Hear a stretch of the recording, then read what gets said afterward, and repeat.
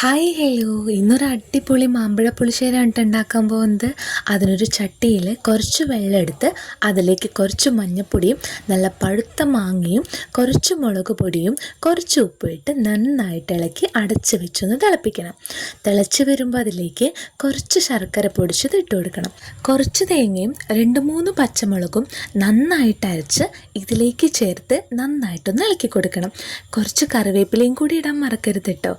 എന്നിട്ട് നമ്മൾ ഇത് നന്നായിട്ടൊന്ന് തിളച്ച് വരുമ്പോൾ കുറച്ച് തൈര് ചേർത്ത് ഇളക്കി കൊടുക്കാം. ഒരു ചീനച്ചട്ടിയിൽ കുറച്ച് വെളിച്ചെണ്ണ ഒഴിച്ച് കടുക് പൊട്ടിച്ച് കുറച്ച് ഉലുവയും വറ്റൽമുളകും കുറച്ച് കറിവേപ്പിലയും ചേർത്ത് നന്നായിട്ട് വാട്ടിയെടുത്ത് നമ്മൾ ഉണ്ടാക്കി വെച്ചിരിക്കുന്ന കറിയിലേക്ക് ഒഴിച്ച് നന്നായിട്ടൊന്ന് ഇളക്കി കൊടുക്കണം. അപ്പം നല്ല അടിപൊളി സ്മെല്ല് വരും കേട്ടോ.